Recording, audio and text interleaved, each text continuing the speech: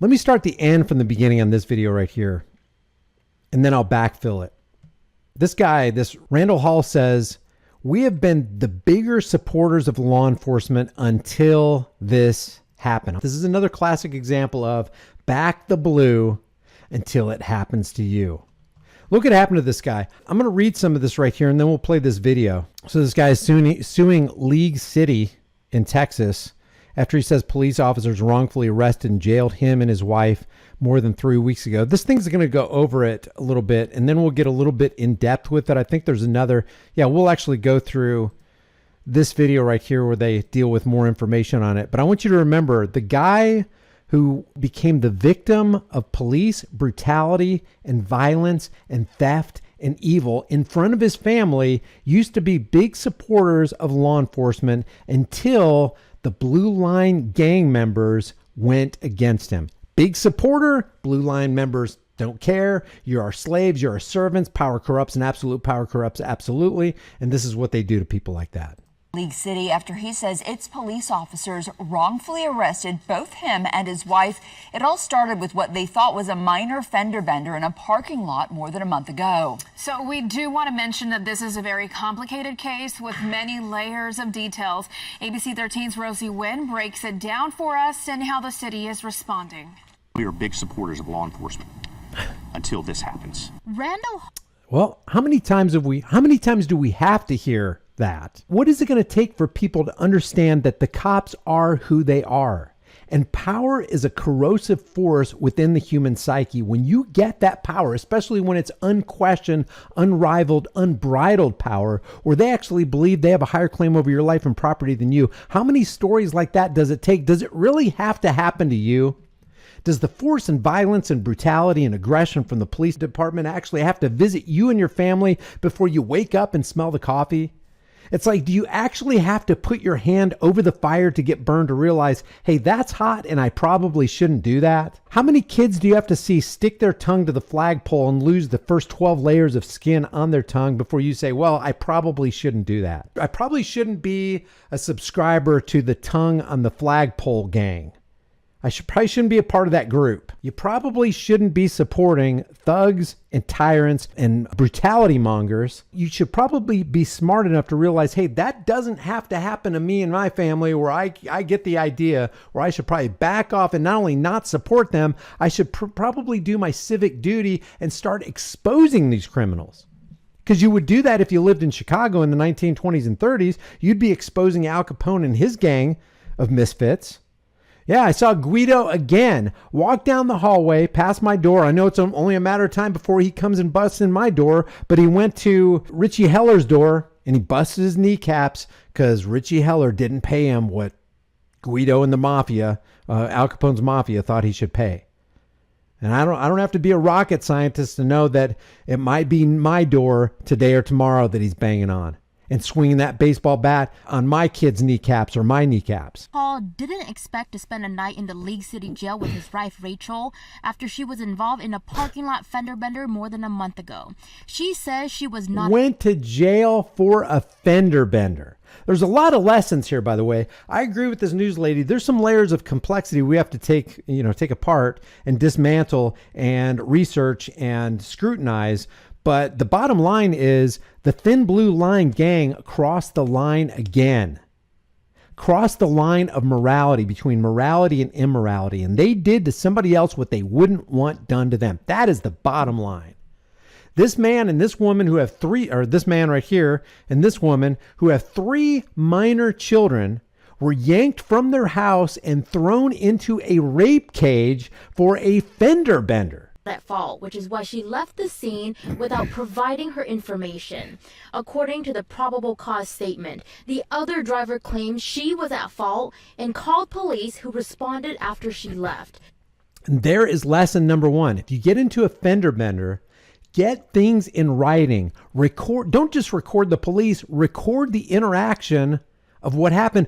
Better yet, have a front-facing and at least a front-facing, rear-facing, and in-cab dash cam so that you got everything recorded. When you get out of your car to see who hit you, record it. Record the person saying, hey, it was my fault. Please don't report it on the insurance. Now you've covered your bases. It's called cover your ass. What is it? CYA, cover your ass. Using a photo taken of Rachel's license plate by the other driver, an officer came to Hall's home and asked for her information. My wife was intimidated to the point where she called me. I asked him on the phone as I was in El Campo, 90 miles away. This occurred on September 2nd, that he either provide a warrant or I would take this up with the police chief the next day. The officer stated in documents that, quote, it is state law to provide information to the involved parties if involved in an accident involving damage. And, quote, after requesting the proper information, she declined to provide me with her driver's license and insurance information and only provided me with her name and cell phone number. Documents stated Randall told his wife not to provide police any information to give to the other driver because of security concerns from a prior stalking incident. The officer left. 2 other officers returned to their home more than 2 weeks later. Now, I can understand, okay, cops are, they're just doing their jobs or they're just following orders. Hey, it came down from the chain of command. They told me to come to this house. They say basically you were involved in an accident. There's property damage on the other person's vehicle. The other person is saying that you ran into them and then ran off. So that's what we're here to investigate. But to take somebody to jail for that, you already know where this person lives. You've already got their address. You've got their name and you've got their address. If the car is parked out in the parking lot or the driveway, you got their license plate number. You got everything that you need. Why would you have to take these 2 parents of 3 minor children to a rape cage? Why would you have to do it? Doorbell camera video shows when League City police officers arrested Randall at his home for, quote, interference with public duties. His attorney, Randall Callanan, believes the charge was unreasonable. The Galveston County District Attorney's Office ultimately declined to prosecute. For merely speaking on the telephone in a polite manner to the officer without any vulgarities or anything. Well, that violates freedom of speech. Rachel was also arrested and jailed the same night for, quote, an accident involving a vehicle.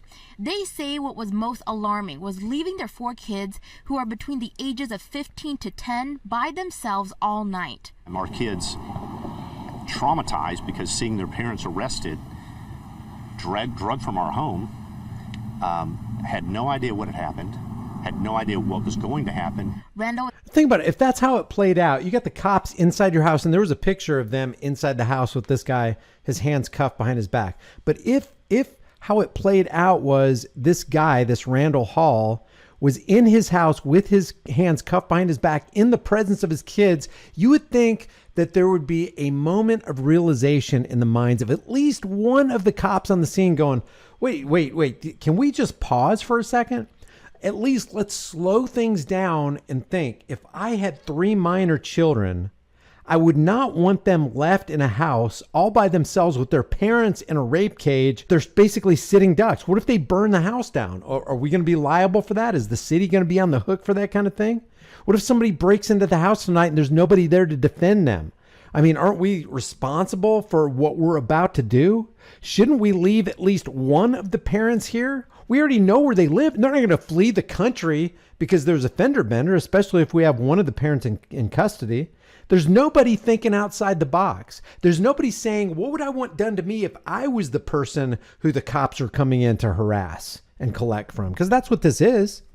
Furthermore, I don't think it would be necessary to take anybody to jail. In other words, you got their name, you got their address, you've got their phone number. If there's anything that needs to be done, you can visit their house again. It's kind of like when cops just recklessly chase somebody down the street. It's like, why'd you pull him over? Because he was doing 100 miles per hour. But then you followed him doing 100 miles per hour. And then that caused the guy who's doing 100 to do 110 and then 120. And now you're doing 110 and 20. And then you're calling your fellow buddy thin blue line cops. Now you got 5 cars on the road doing 110, 20 miles an hour when you've already got their license plate. Just wait till they go home. You know where they're at. Just put a bird in the air and just follow them till the guy runs out of gas. Why put everybody else in jeopardy? But they don't think about that kind of stuff because they're drunk on their own. I'm drunk on my own power, man. We're going to get this guy even if we have to end his life. It's just No wonder people say, oh, you guys hired the lowest IQ individuals that you could put on the force because they're easy to control. You can just push them around. You can just give them orders and they'll follow it. They won't question it. They'll just do whatever you tell them to do. And then they'll start acting on their own power and authority. And then they'll sick the dog on somebody till they rip the calf off this guy's lower leg for doing nothing. He's already handcuffed on the ground. Just rip his calf off. It's okay. Just let him do it. Just letting him chaw on it. Just letting him chomp on it.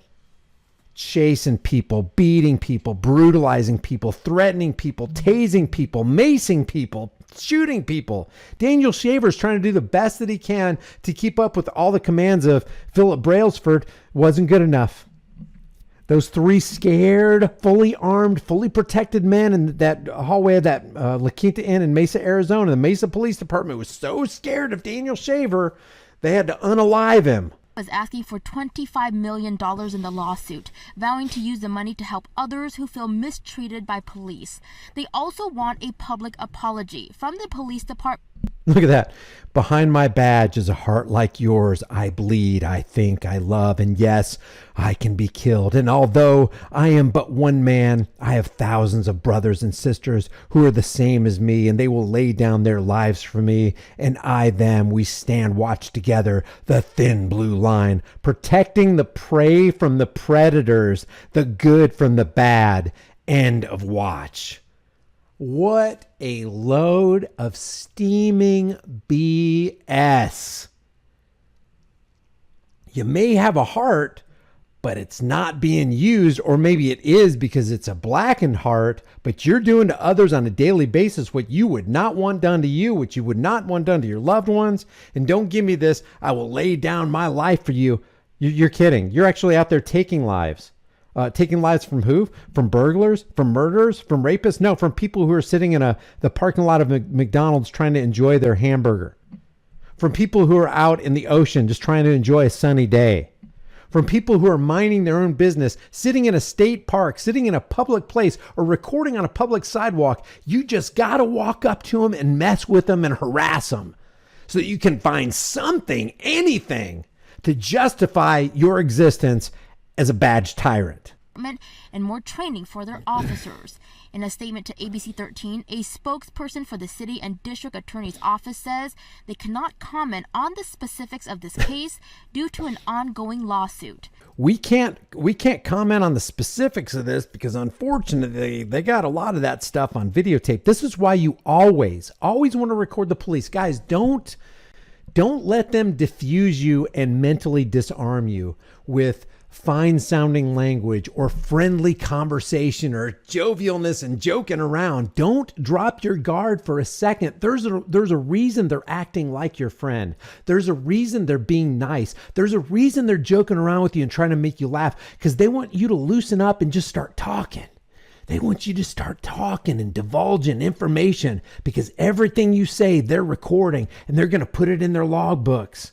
And they're going to make sure that it works against you, and for them, it's going to take money from you and put it in the coffers of the state. That's how they work. That's how they're trained. They're trained to lie. They're trained to be deceptive, and they're trained to bleed you of information.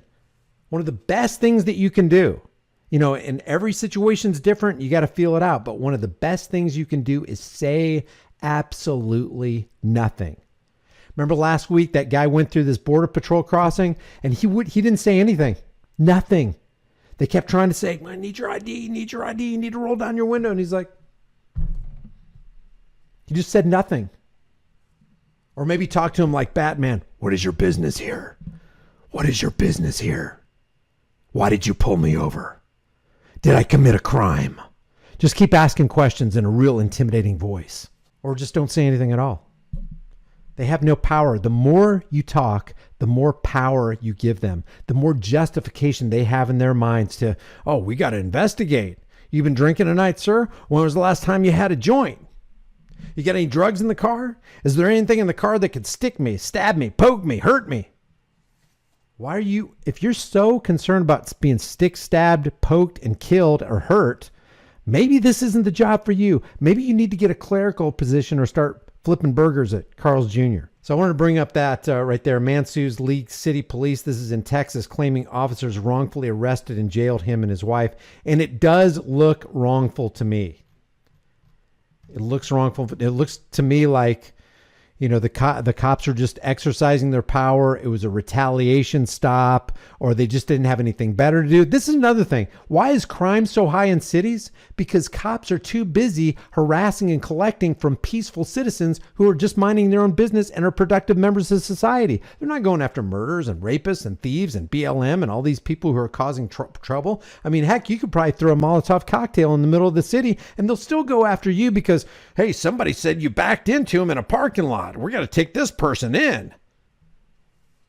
So leave your thoughts about this, because this is the kind of thing that's infuriating. This is the kind of thing that you want to just shake these people, you know, these people who say, yeah, we've been big supporters of law enforcement. It's like, why? Why are you doing this? Why are you waiting for the inevitable to happen to you? It's not a matter of if it's going to happen, dude. It's just a matter of when. You really think they're on your side? They're not. All you got to do is look at the drug war. It's not a war on drugs. It's a war on people. They just use those euphemisms as a justification to back their immoral practices. So leave your thoughts about that. Subscribe for more tyranny busting content.